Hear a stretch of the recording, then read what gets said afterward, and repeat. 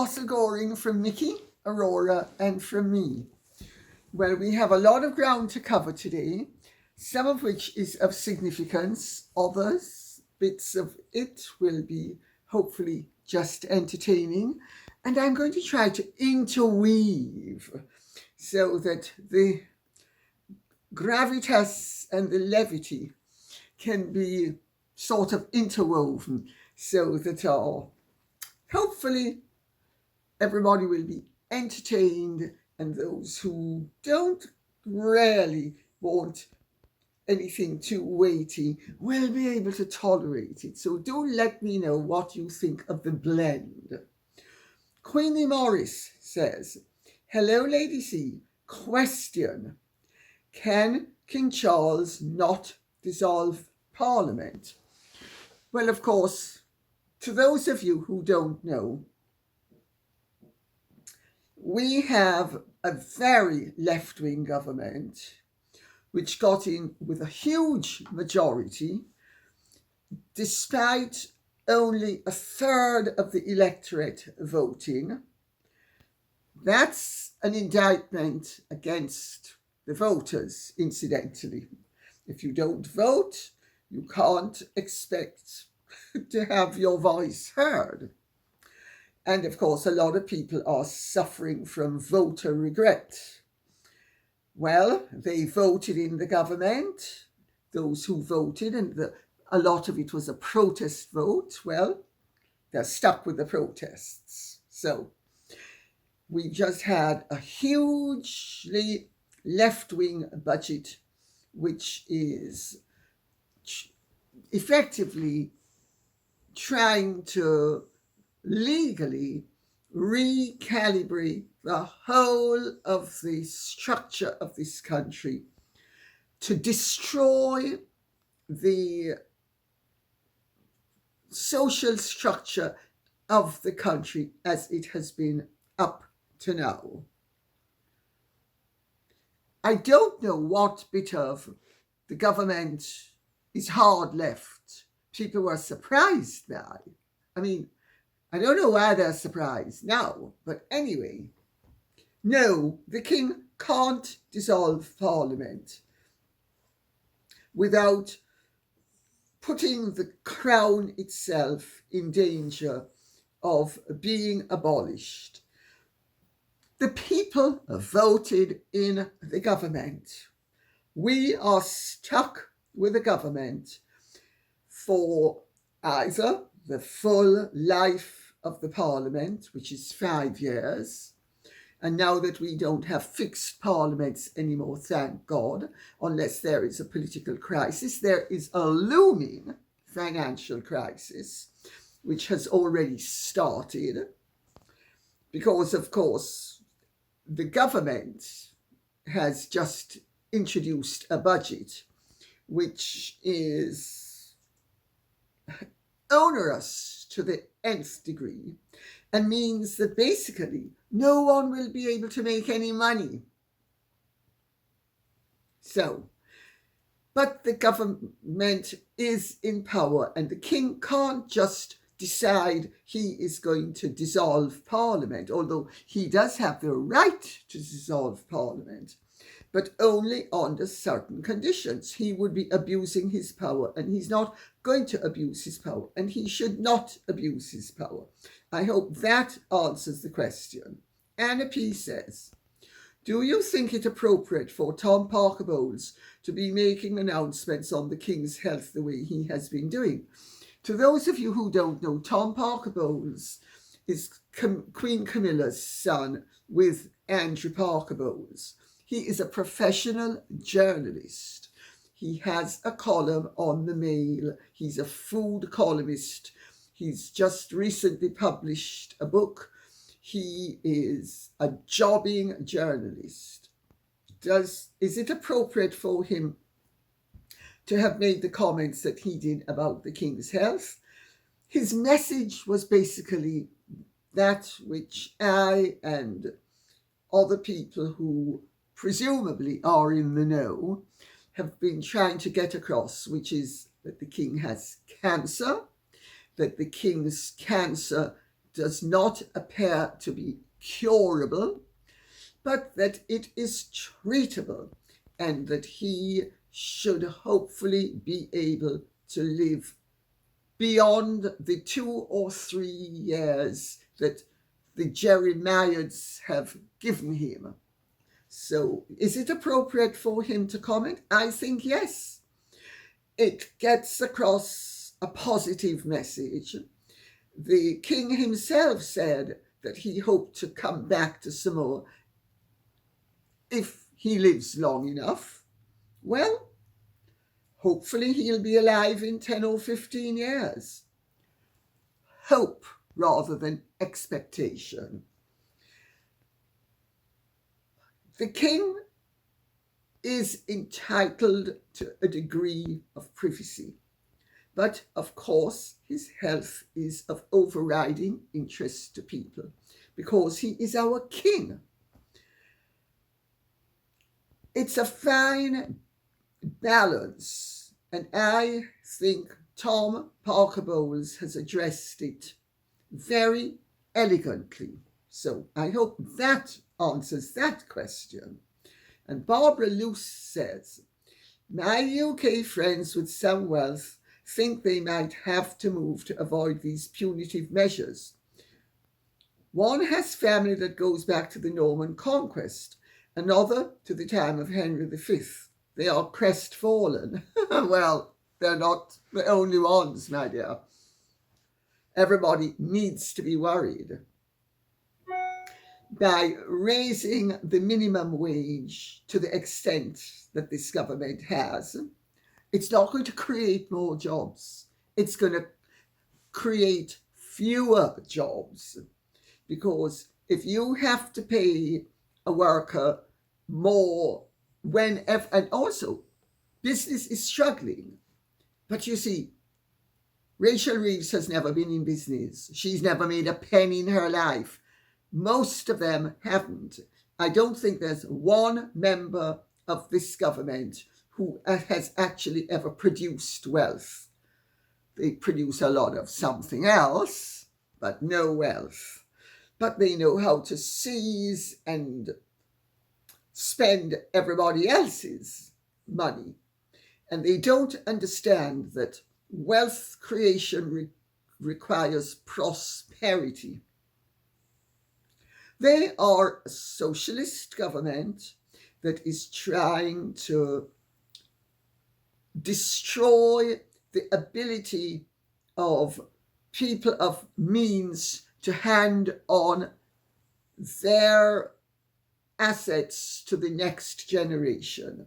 What this government has forgotten is that practically every house owner in London, even working class house owners, are going to be caught up in the inheritance trap now, because it's anything above £325,000 attracts inheritance tax. It's virtually impossible to get a house in London, even in not desirable areas, for less than £400,000 or £500,000. So they have not only attacked the rich and the prosperous, they have attacked those who, for the first time in history, have actually ended up having something to pass on of some significance. They're trying to break up not only the great estates, but the farms. It's insanity, absolute insanity. And if you have a working company that you used to be able to hand on without it attracting inheritance tax, now it attracts inheritance tax. So the companies, where do they think, if someone dies, that their heir is going to get 20, 30, 40, 50% to pay HMRC? for the privilege of their loved one dying. I tell you what it is. It's political gerrymandering. This government is trying to do what socialist governments have always done, which is to create an underclass of people who will vote them into power, so that that underclass will be able to keep its privileges, unearned privileges, or privileges that come at the cost of national prosperity.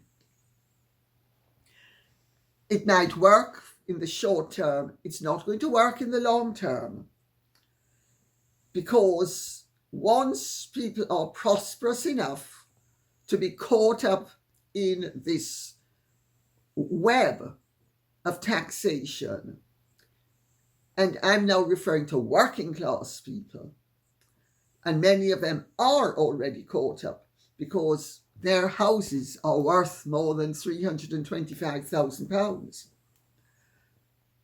Are they going to want to vote for Labour? I don't think so. Steve Ballmer says, your description of Soviet Union socialism does not apply to China, where the Communist Party has moved most Chinese up to the middle class and has reached a 50-50 successful balance between the means of production being in the hands of the state and private enterprise. USA, UK monopolies are de-developing these nation-states of the fast track towards fascism, unbalanced, militarized socialism. You're absolutely right on both counts. I never said that China bore any relationship to Soviet Union socialism, as you call it. Well, I think it was communism, but if you want to call it socialism, that's fine. They did call themselves Union of Soviet Socialist Republics, but they were communist. China, as I have said before, and I will say again, is a totalitarian state governed by the Communist Party, and it's communist in name only, because China actually has a robust capitalist system that, under the guise of communism, allows the Communist Party to remain in power.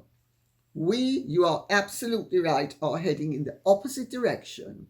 We are sacrificing our financial and personal freedoms for regulation and deprivation. Deeply chilling. Will it continue?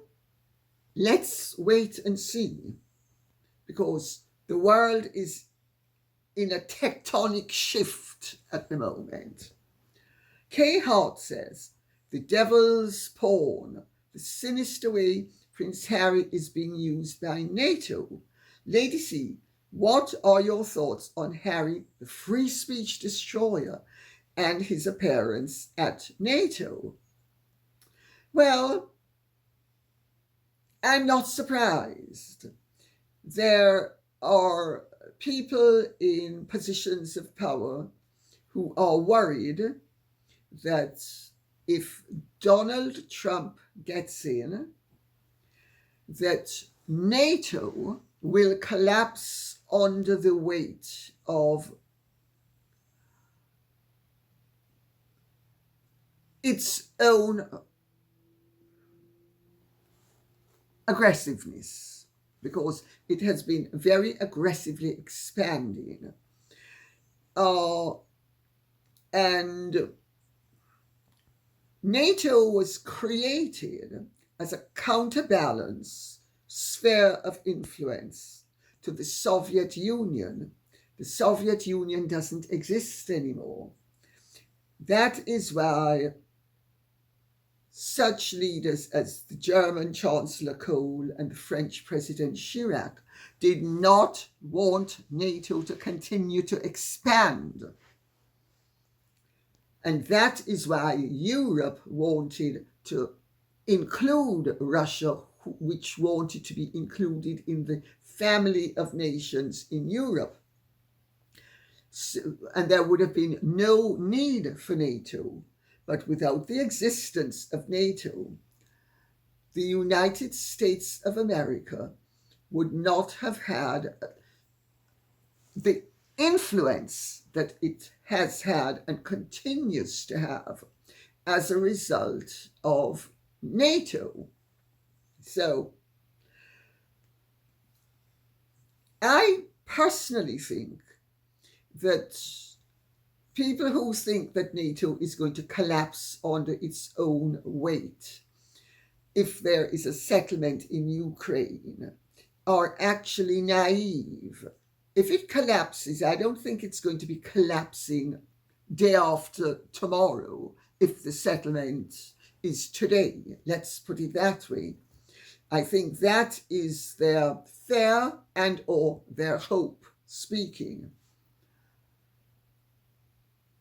Nevertheless, very well-established overweening structures do ultimately collapse under their own excessive weight, whether it was the Austro-Hungarian Empire, the Ottoman Empire, or NATO. Let's wait and see what happens. But Harry has been trotted out to gin up the whole business because Harry is an insignificant lightweight and no political heavyweight could have been induced to do it. But a lightweight like Harry, oh, there's a camera. Let me just lust after it. And at the same time that I'm lusting after it, I'm going to say, oh, those clicks take me right back to mummy.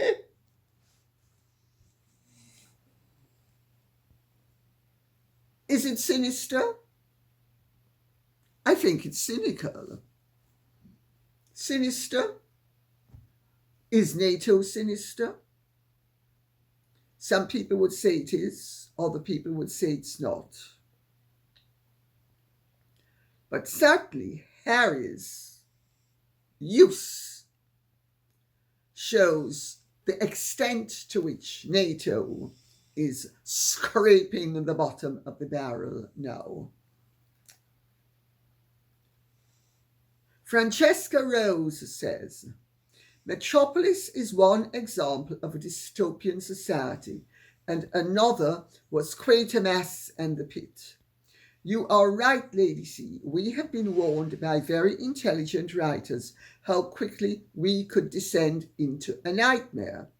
We have been lucky to have experienced freedom to grow and develop in a free world, which sadly appears to be disappearing before our very eyes. Yes, it's disappearing before our very eyes by the very people who are there to ensure its perpetuation and survival.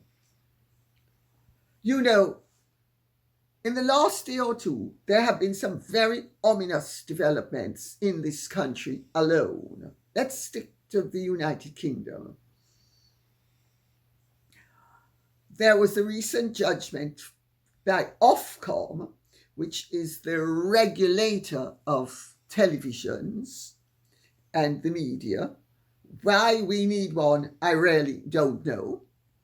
But fining GB News £100,000 for breaching its impartiality rules by interviewing the Prime Minister, by allowing members of the public who were present in the audience to interview the Prime Minister, as he then was, Rishi Sunak.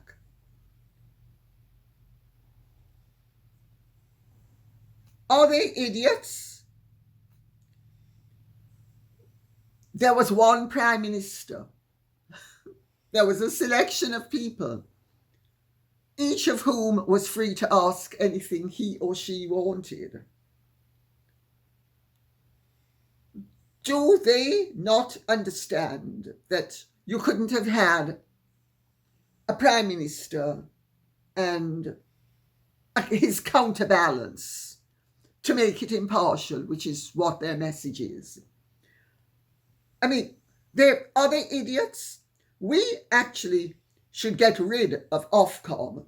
It is dangerous, it is destructive, it is hyper-regulatory, it is trying to throttle freedom of speech, it is trying to throttle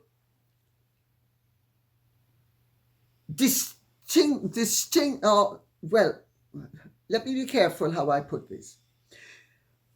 Universality of thought and freedom of choice, using impartiality, which is a word it clearly doesn't know the meaning of. I mean, I've addressed this issue before where Ofcom and GB News were concerned. Ofcom is trying to shut down GB News because GB News, which has become a very tame tiger in the last year, under the pressure from Ofcom, they're trying to shut it down altogether because they don't like the fact that it has the impertinence to ask questions that they may not approve of. We are really living in a dystopian world, you know. But there's a counterpoint to that interview. Recently, on the morning show that Ed Balls, a former Labour Secretary of State, who is married to the present Home Secretary, Yvette Cooper, he, on ITV, of course, ITV is headed up by Dame Caroline McCall, very Labour woke lady who's very left. Well, he interviewed his wife, Yvette Cooper. There was no question of impartiality. It was as partial as it could have been. There were several thousand complaints. I forget how many complaints it was, but something like 5,000 or 8,000 complaints to Ofcom. They did nothing. But GB News, I think, had 400 or 500 complaints, and they fined them £100,000. Now, if that's justice, if that's even-handedness, if that's impartial, I would like to know what partiality is. MRO says, Lady C, 2 questions off the subject of the dreadful duo. I saw in the papers that Viscount Pollington, who had a connection with Princess Diana, has died. Did you know him, and what can you tell us about the connection? Also, what are your views on Tom Parkerbowles talking about the King's cancer? Well, I've covered that one, so I don't think I need to cover it again. I covered it earlier, answering something else. So, sorry about that, MRO.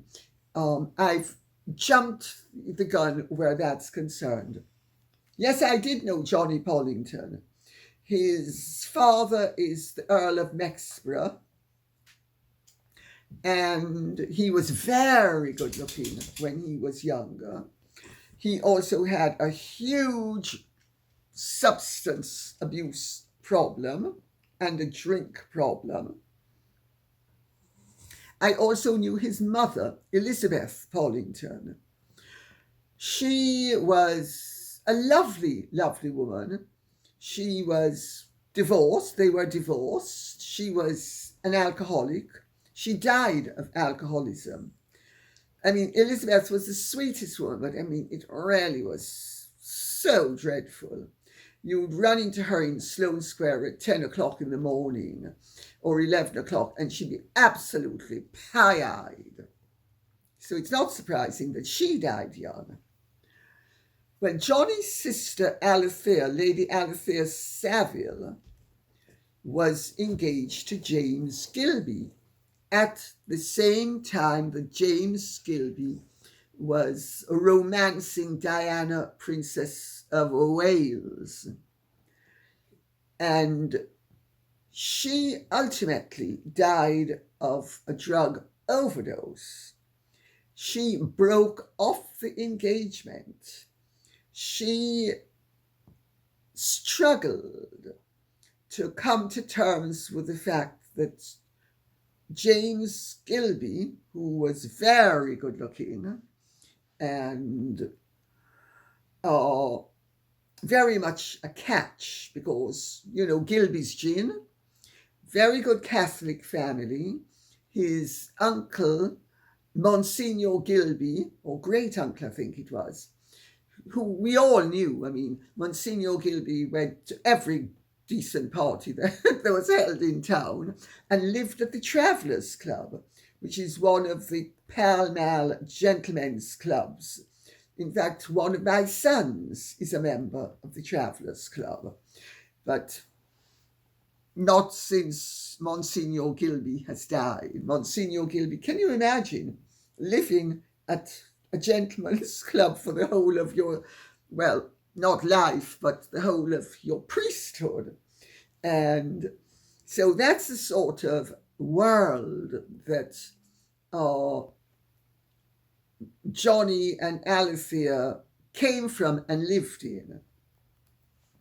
And she, I fear, was yet another one of the, shall we say, fallout of Diana, Princess of Wales's interest in men who were taken by other women but were not a part of her marital circle, that being Charles and herself. Because at the time that Alethea was engaged to James and that he and Diana were, shall we say, flirting? I mean, the squidgy tapes were done, which prove beyond the shadow of a doubt that there was nothing innocent about the flirting. It was as lustful and as emotionally committed as possible. And from Diana's point of view, also showed her absolute dissatisfaction with being in the royal family and her actual scorn for the family and for her role within the family. So although she was wonderful publicly, privately there was a totally different side to her. And their relationship was a casualty of Diana's interest in him and his interest in her.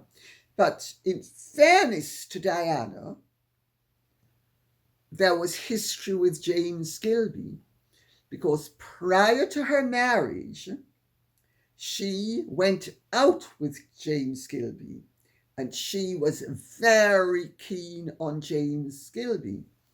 In fact, it could be said that she was in love with James Gilby. And he was messing her around. He wasn't committed to her, and he stood her up on a date, and she mixed flour paste, went around to his place, put it all over the paintwork of the car. It set like rock and destroyed his car. Well, the paintwork of the car. And of course, he would have nothing more to do with her after that. He concluded that she was dangerous and vengeful, and that she had a temper that should be avoided, until she became the celebrated Princess of Wales. And they reconnected in the late 80s because her romance with him had been before her marriage and before Charles, so it was late 70s. So a decade later, they reconnect. And this is her opportunity to reel him back in, and she did. So, yes, I did know Johnny Pollington. He was a tragic figure. You know, drink and drugs are killers. And he actually, though, ended up dying of cancer. And he had huge problems, except in the latter part of his life, when he found a good woman to love who loved him. And he ended up being happy for a short while. So I hope that answers the question. Steph says, hello, Lady C and fur babies. First, I would like to thank you for your succinct, informative and balanced exposition on the causes and background to the Ukraine war recently. I never subscribed to the Western rah-rah pom-pom waving of the Western media that had no idea of the true situation. It occurs to me that this conflict is the perfect combination for US and European governments. Their arms manufacturers get to make lots of money and test ghastly new toys in a real battlefield and also dump old weapons. For a price, of course. While governments don't have to commit troops on the ground. What do you think? I'd also love your thoughts on whether Harry really wants out of his marriage as opposed to trying to save his tattered credibility and buy some time. Thank you. Well, I don't think this is actually the right time or possibly even forum at this point to be discussing the Ukraine tragedy in any great depth. I think my position is quite clear. I want to see peace, and I want to see peace sooner rather than later. It's been one of the many Western wars by proxy, which has kept the Western powers united, with a common enemy, and has, they hoped, improved their economies and power at the same time that they are ultimately getting interventions elsewhere, which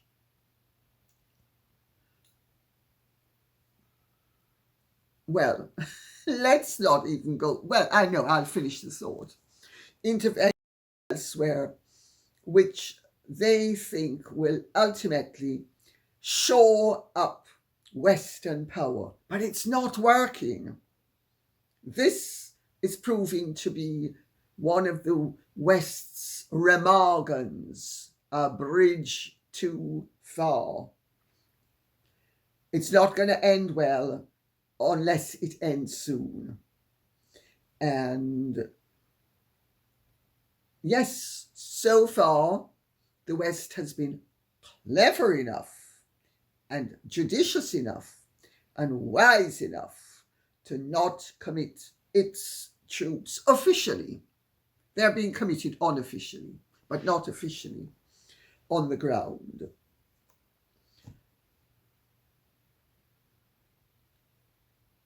It's a pity that Zelensky and Putin didn't come to peaceful terms when they wanted to. But Boris Johnson had to pretend to be Mr. Big Man, and he had to do his poodle job of preventing the further destruction of a country. Because the hope is that ultimately the Western powers will be able to gobble up Russia, and Russia won't have its uniquely Russian government, but it will have a Western style government, tame the way the British are now tame, and the Germans tame, and the French tame. I don't actually think it's going to happen, because it's quite clear that when you realize that you are going to be eradicated, you resist. So, but let's see what happens. As for Harry, does he really want out of his marriage? It depends what you believe from whom and when they were told it by Harry. I don't believe a word out of his mouth, nor do I believe a word out of her mouth. I know from my own experience while writing that book, Meghan and Harry, The Real Story, that I was fed absolutely inexcusable lies by people close to Harry. And at the time, I thought Harry believed the lies. And on the Netflix show, it was clear to me that Harry knew that the lies I was being fed, presuming, of course, that he fed them, which I was told he was doing. These were people phoning on his behalf. And I don't think they have any reason to have been lying. And so I actually believe that these lies emanated from Harry and Meghan. I don't believe a word. If Harry said to me, "No, this is Saturday, the 2nd of November," I would check on the newspaper before believing it from him. I hope that answers the question. Just a Name says, Eric Trump has officially stated President Trump has no interest in Harry's visa or his unpopular wife, Meghan. Well said, Eric Trump, who had much praise for the King and Queen and William and Catherine. Made my day to see this headline. President Trump deals with what's important. Well, I'm going to avoid getting too sucked into, especially as the presidential election is coming up, the tremendously robust attitudes that Americans have pro and contra both Donald Trump and Kamala Harris. What I will say is that it was gratifying to see that Eric Trump actually confirmed what I have been saying all along, which was that neither presidential candidate, irrespective of the party and irrespective of who the president then becomes, which political party he or she is, would actually be booting Harry out of the United States of America, because Britain is America's primary ally, and it would be discourteous, aside from anything else, to boot out the son of the head of state of the United States' primary ally. It's been obvious all along. I know that people yearn for justice and to see justice being done. Life isn't like that. Good people have bad things happen to them. Bad people have good things happen to them. Good people suffer unjust consequences. Bad people enjoy unjust rewards. That's life. But I was not surprised to see Eric Trump come out and say it. And I hope that it makes people realize that there is a world out there that is not governed only by emotion. It is governed by realpolitik. Ellen Kelly says, do we all remember Rachel Dolezal, or Dolezal, I don't know how it's pronounced, appointed head of a branch, it was, of the NAACP. And then it came out that she was perming her hair, spraying on her melanin, and wasn't black at all. Ellen Kelly, thanks for that. That is somebody I do remember. That is one of the more grotesque cases of identity theft. I gather another one is the famous singer Buffy St.Marie, who affects to have been something she wasn't. I gather another one which might have actually been more inadvertent was Elizabeth Warren. How interesting, isn't it, that somebody like Meghan Markle or the Susan Kona character in Imitation of Life would go to great lengths to avoid embracing that part of their identity which was of colour. Then you have white women like Rachel Dolezal actually faking being black, and Buffy St.Marie. And then there was also that woman, do you remember, she collected, I think she was called Morning Star or something.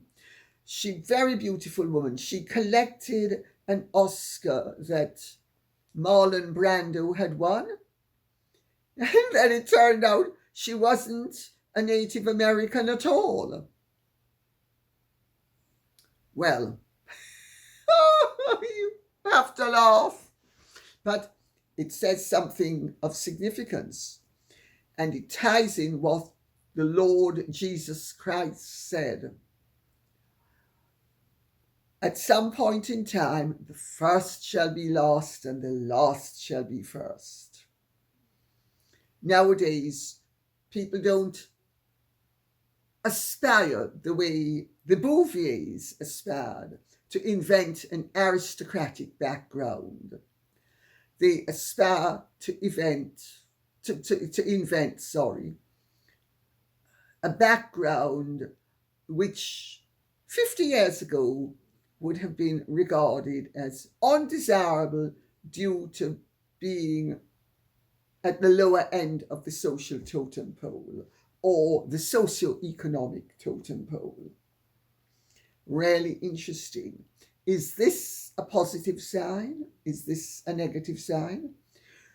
Well, I think in terms of aspiration, it shows that the formerly disadvantaged are now given such advantages that phonies, frauds, and opportunists will jump on the bandwagon. And we will end with what Christine James says. Lady C, do you think Camilla is fond of William and Kate?